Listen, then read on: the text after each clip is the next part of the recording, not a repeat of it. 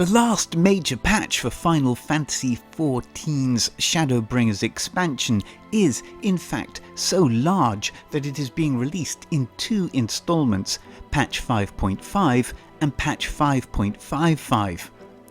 After a succession of outstanding patch releases, you may have thought that the developers would have taken their feet off the gas pedal a little.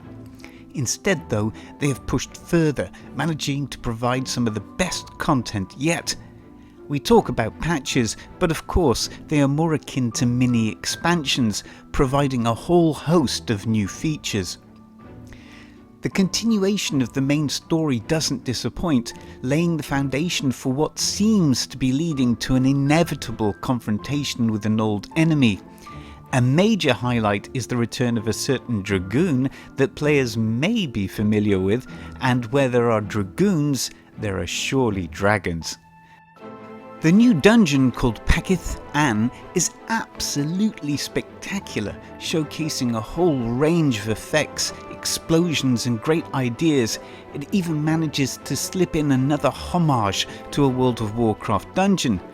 This reviewer will let the old-timers try and guess or discover what this is. Not content with providing such an impressive continuation to the main story, the two additional plot lines provide some of the most spectacular content yet.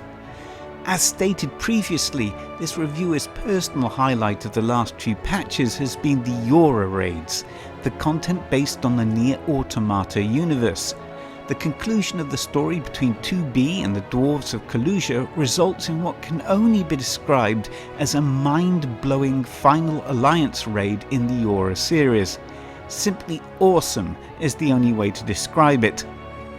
Aside from its aesthetic design, the multiple layers of new mechanics, the fresh and ingenious ideas, and the way they are layered will push even the most veteran of Final Fantasy players. A host of new rewards await, including hairstyles and a new coin earned once a week that can augment players' gear items to item level 530. The conclusion of the storyline involving Gaius van Baelsar contains another exceptional addition to the catalogue of multiplayer activities, an incredible trial against the Diamond Weapon featuring a rocking soundtrack. It again provides something players will not have seen before within Final Fantasy XIV.